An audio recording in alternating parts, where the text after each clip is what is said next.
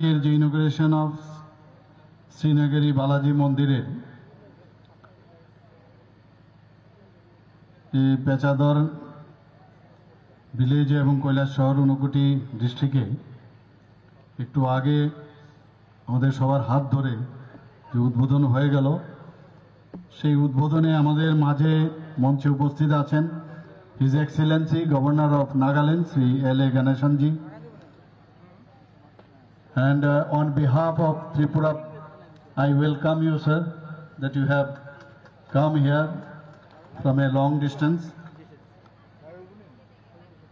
আমাদের মাঝে উপস্থিত আছেন Shri Tinku Rao, honourable minister youth affairs and sports and social welfare, social education. আর আপনাদের সবার প্রিয় এবং জনপ্রিয় বিধায়ক, পাশাপাশি ত্রিপুরা সরকারের মাননীয় মন্ত্রী, যিনি খুব সুন্দরভাবে আমাদের সামনে বক্তব্য রেখেছেন, শ্রী সুধাংশু দাস মহোদয়। আমাদের মাঝে উপস্থিত আছেন গুরু সেবা দুরনিয়া পদ্মশ্রী ডক্টর বি.আর. গৌরী শঙ্করজি, চিফ অ্যাডভাইজার শ্রী সারদা প্রীতম। আমাদের মাঝে উপস্থিত আছেন Shri P A. Murali ji, CEO administrator Sarada Peetham, এবং যার কথা একটু বলা হয়েছে আমাদের ত্রিপুরা সরকারের আইএস অফিসার শ্রী অভিষেক চন্দ্রা, যার অনেক অবদান আছে এখানে, যখন ডিএম হিসাবে এখানে ওনার কার্যকাল করেছেন। এখানে প্রফেসর অমৃত কুমার ভট্টাচার্য, আপনারা সবার পরিচিত মুখ, সেক্রেটারি শ্রীনগরী সারদা বিদ্যা মন্দিরের, এবং আমার সামনে অনেক বিভিন্ন স্তরের জনপ্রতিনিধিগণ উপস্থিত আছেন, ট্রাস্টের যারা সদস্যরা উপস্থিত আছেন, যারা পূজারী, এলাকাবাসী এবং সাংবাদিক বন্ধুরা, সবাইকে আমি বলবো এটা একটা ঐতিহাসিক দিনই বটে। সেই ঐতিহাসিক দিনে এখানে যারা উপস্থিত আছেন সবাইকে আমি হার্দিক অভিনন্দন ও শুভেচ্ছা জানাচ্ছি। বর্তমান সময়ে অনেকেই হিন্দু নবজাগরণের দর্শক বলে অবহিত করছে, কিন্তু আমি মনে করি এই দশক ভারতের বিশ্বগুরু হওয়ার একটা প্রারম্ভিক যাত্রা, তার ইনিশিয়েশন। গত 10 বছর ধরে লাস্ট যে ডিকেড, সেই ডিকেডে মাননীয় প্রধানমন্ত্রী নরেন্দ্র মোদীজির যে নেতৃত্বে যেভাবে দেশ বহু কৃতিত্ব এবং সুনামের সাথে এগিয়ে যাচ্ছে, এবং দেশ তার পুরনো যে ঋত গৌরব যে ফিরে পাচ্ছে, সেই কারণে আমি বলবো যে এটা একটা হিন্দু নবজাগরণের একটা ইনিশিয়েশনের দর্শক বলে আমি অবহিত করব।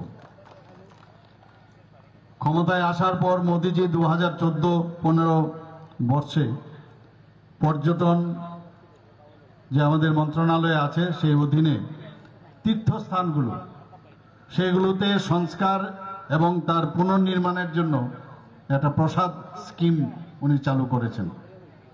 2021 সালে আমরা সবাই জানি যে কাশী বিশ্বনাথ ধামের বিকাশ করা হয়।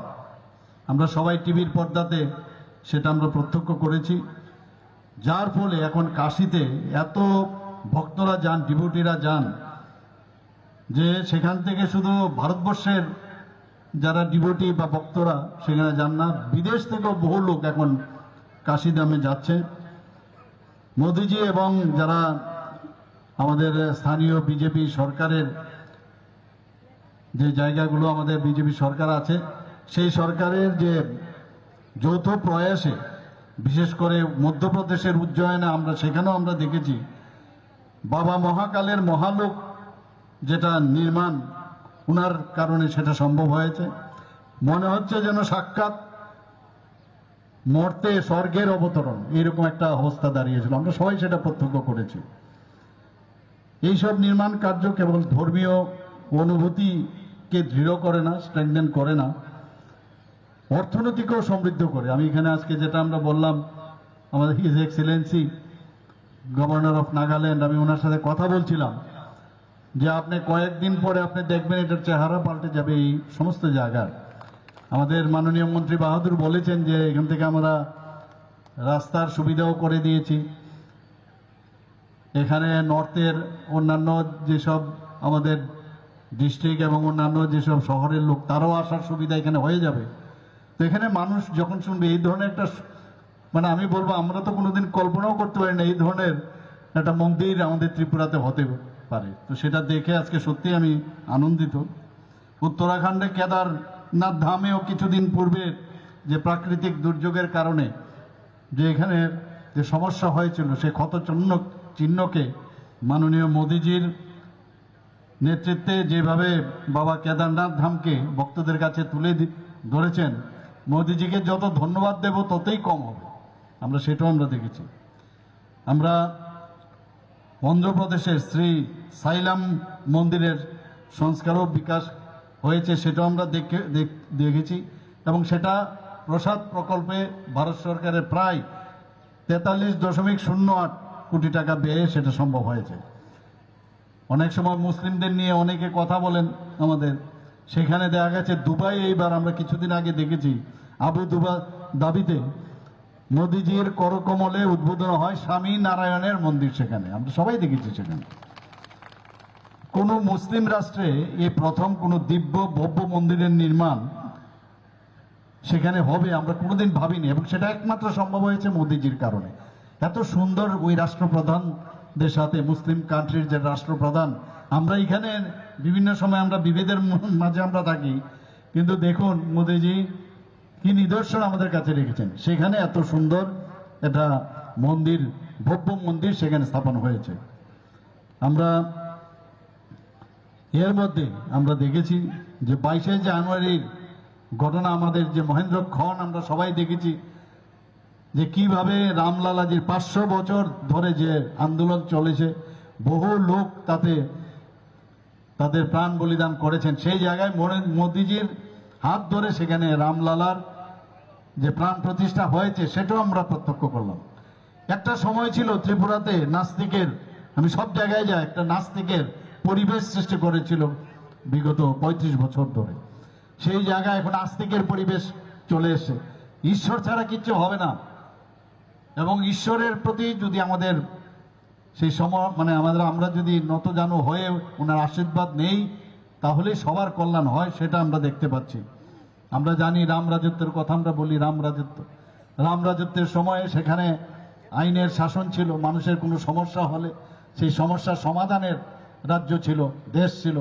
সেই মাননীয় প্রধানমন্ত্রীজি এই রামলালাজির প্রাণ প্রতিষ্ঠার পরে সেখানে সারা ভারতবর্ষের মধ্যে একটা আস্থার যে বিষয় সেটা কিন্তু প্রতিষ্ঠিত হয়েছে।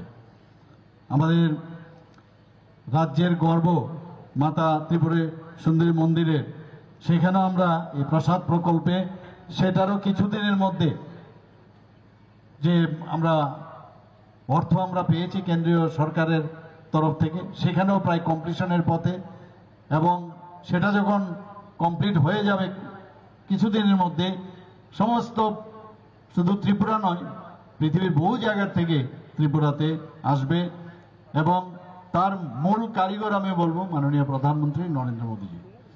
আমাদের 59 আমরা সবাই জানি এখানে তীর্থক্ষেত্র দর্শনীয় স্থানের উন্নয়ন ঘটেছে, এবং আজকের এই শ্রী শৃঙ্গেরি বালাজি মন্দিরের উদ্বোধনী অনুষ্ঠান এসে আমি নিজেকে ধন্য মনে করছি। আমি শ্রী শৃঙ্গেরি মঠ, শৃঙ্গেরি কর্ণাটক হচ্ছে শ্রী শ্রী জগৎ গুরু আদি শঙ্করাচার্যের যে প্রতিষ্ঠিত 4টি মঠের প্রথম মঠ। সমাজের সবার কল্যাণ, জগৎগুরু আদি শঙ্করাচার্যের ভাবাদর্শকে সমাজের সকল মানুষের কাছে পৌঁছে দেওয়া হচ্ছে এই মঠের প্রধান লক্ষ্য। উনিশরা খালি মন্দির নিয়েই থাকেন না, ফিলান্থ্রপিক অনেক ওয়ার্ক ওনারা করেন, স্কুলও এখানে করেছেন।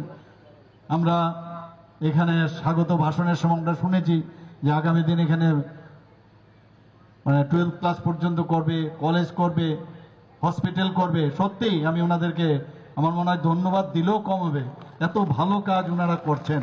সত্যি এটা মানে ত্রিপুরা সরকারের তরফ থেকে, ত্রিপুরাবাসীর তরফ থেকে আমি ওনাদেরকে ধন্যবাদ দেব।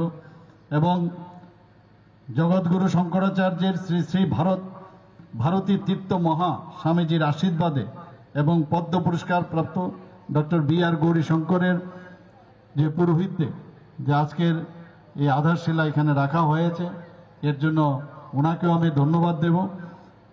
এবং এখানে মঠের সামাজিক দায়বদ্ধতার যে পরিচয় পাওয়া যায় শ্রী সারদা পিটন শৃঙ্গেরি দ্বারা পরিচালিত স্কুলের থেকে, যা পেচার দাহার এই কৈলাসহর অঞ্চলের মানুষের শিক্ষার আলো আগামী দিন দেবে। এবং এখানের উন্নয়ন, আমাদের মাননীয় প্রধানমন্ত্রীজি বলেন যে জ্ঞান অর্জন এবং উন্নয়ন দুটো পাশাপাশি আমাদের চলতে হবে।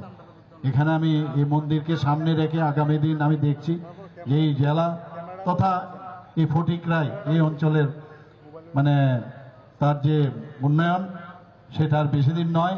সবাইকে এখানে উপস্থিত থাকার জন্য এবং আমাকে এখানে নিমন্ত্রণ করার জন্য আমি সবাইকে আমি ধন্যবাদ দিয়ে আমি আমার বক্তব্য এখানে শেষ করছি। জয় হিন্দ। বক্তব্যের জন্য অসংখ্য